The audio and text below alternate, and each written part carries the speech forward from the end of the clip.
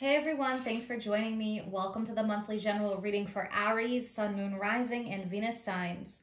What is the main energy and guidance for Aries, please, for October 2020? All right, Aries, starting off with the World card. What else for Aries, please?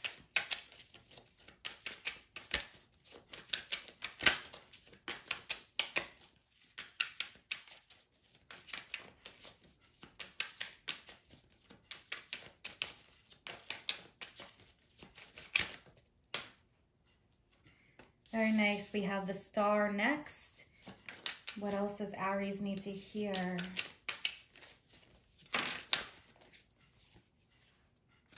Okay, Queen of Pentacles.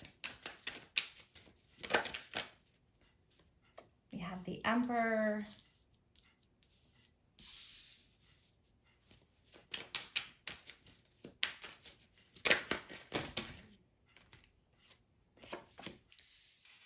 Ten of Wands, and we have the Page of Wands. All right, and we need two more for Aries, please.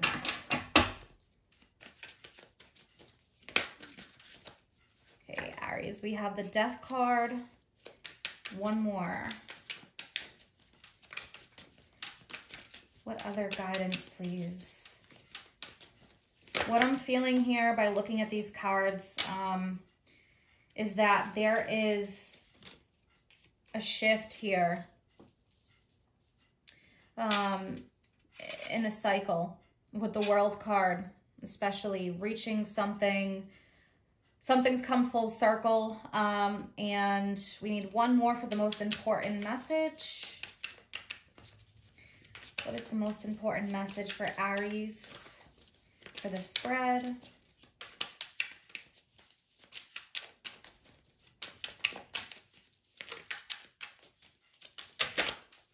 All right, we have the Knight of Wands. All right, Aries. So Knight of Wands is about moving forward. So with that being said, I do feel like there is change here. There's movement happening. There's a flow of energy. Fire burns away quickly. So I think that it is time to move forward, follow your passions, taking on any kind of challenges. All right, one more as extra guidance for Aries for October 2020.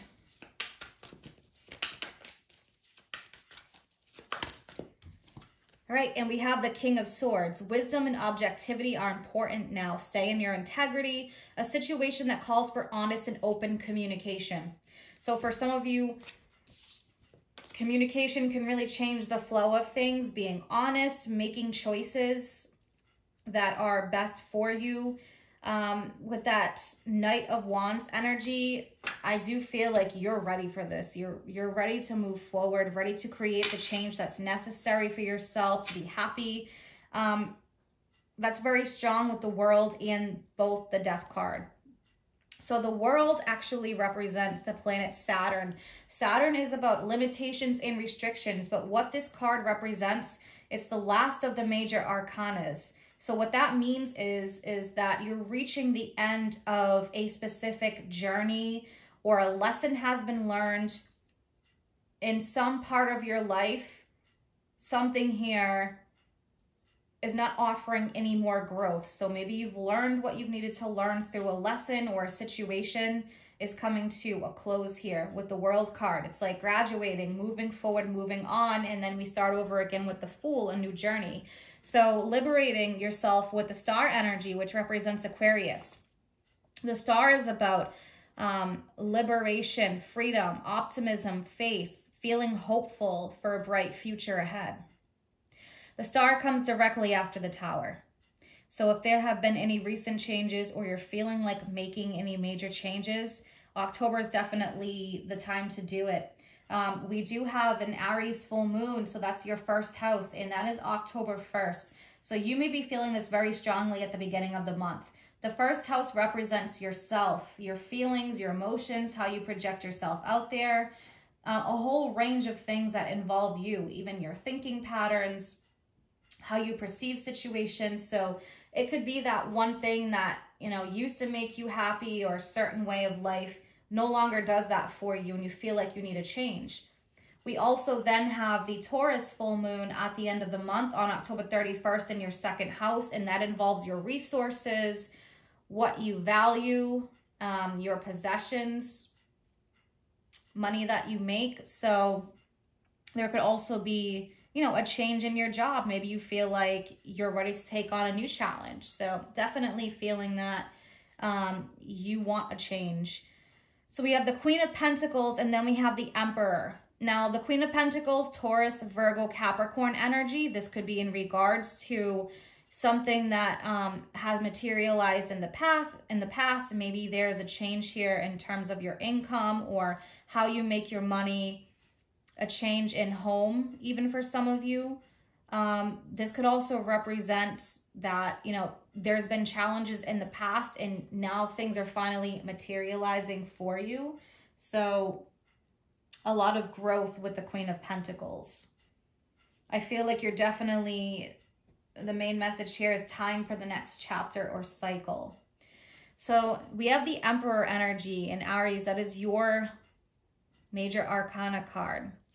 The Emperor represents stability. It represents wisdom gained through life's challenges. This could be a prominent male in your life. This could be involving a partnership with the Queen and with the Emperor. So we will clarify and take a look.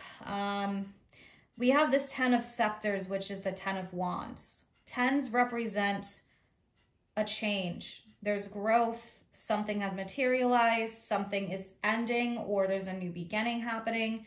With the Wands energy, you could have felt like you've had a lot on your plate and you really want to do what makes you happy now. So with that 10 of Wands, if something has really been overwhelming you, if you felt like you needed the help, then you're definitely getting that. I feel like that's coming in for you. Between the Knight of Wands and we also have the Page of Wands, I feel like this is going to be a really active time for you. So this could be partly why you're feeling the 10 of Wands, because things could feel really busy, really overwhelming. If that's the case and you're able to hand out responsibilities to somebody else who can help you, I would definitely suggest that with this energy. But with both the Page of Wands and the Knight of Wands, this really is about following your passions. There's a lot of energy. It's all fire energy there. So there's a lot of movement and activity. The Page of Wands can also represent you working on something that makes you feel happy. So you may have a new passion that you really want to work on or focus on, something that is creative or something that you just really enjoy. So we have the Death card here, which is that Scorpio energy. So with the Sun being in Libra the first half of October, that is going to be focusing on your partnerships and how you relate to others. And then as the Sun enters Scorpio around October 23rd, that is going to be in your 8th house. 8th house represents partners and intimacy, your partner's money, debts, taxes. So there could be something here also going on with a partner. And that could also be affecting here, like maybe you're taking on more responsibility or you're able to hand off a bit more. We have the Hierophant, which can represent a commitment of some kind, but the Hierophant also represents doing things from a place of integrity. So it's like a by-the-book energy. The Hierophant can also represent someone who is like a spiritual guide for you, someone who comes into your life who is able to help guide you through whatever maybe challenges or difficulties you have been dealing with. So between this King of Swords, the Emperor, and the Hierophant, someone here could be assisting you. Could be a prominent male energy. But again, wisdom and objectivity. Stay in your integrity with that King of Swords and with the Hierophant. So follow your heart and make decisions from a place of integrity, what's important to you. So that's what's going to be most important here coming up this month. Let's start clarifying some of this energy. I want to clarify the World card. Let's clarify the World for Aries.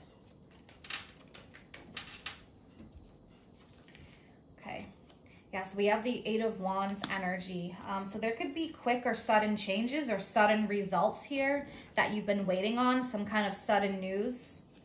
With that Eight of Wands, there's a shift here happening. Changing the course. So definitely I feel like you're going down a new path. All right, let's take a look. Let's clarify the Emperor. What is this Emperor energy for Aries? This could just be representing you for some of you. Okay, yeah, we have Temperance. So Temperance is about taking things in moderation. So if you feel like you need time off, if you feel overwhelmed, follow your heart, stay in your integrity, do what feels right for you. Temperance is about patience, balance, moderation. It's also about directing your energy wisely to create the result that you want. Alchemy. And that is the card of Sagittarius. All right, let's take a look at the Death card. Clarify the Death card for Aries, please.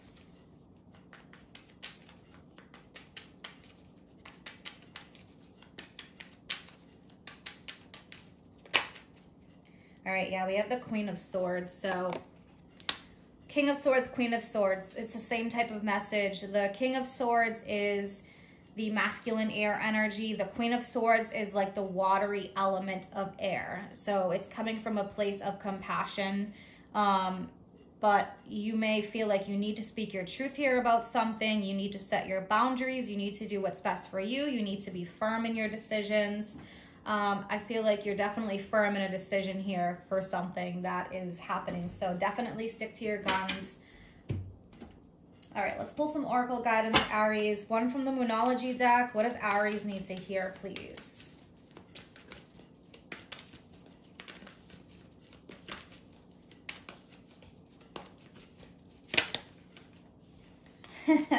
A fiery climax approaches, Aries. So yes, full moon in Aries, October 1st. So pay attention to that. That is going to be really important. This could be a time of you setting your boundaries. You are directing your path ahead. Directing your energy to create the path that you desire. All right, let's pull one from the Halloween Oracle. What else does Aries need to hear, please?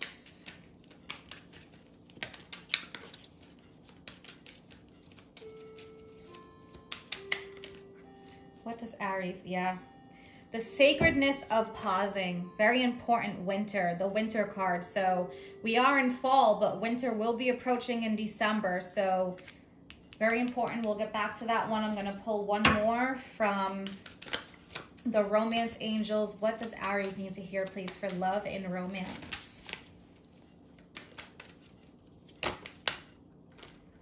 All right, Aries, so we have unrequited love and we have new love. Very interesting.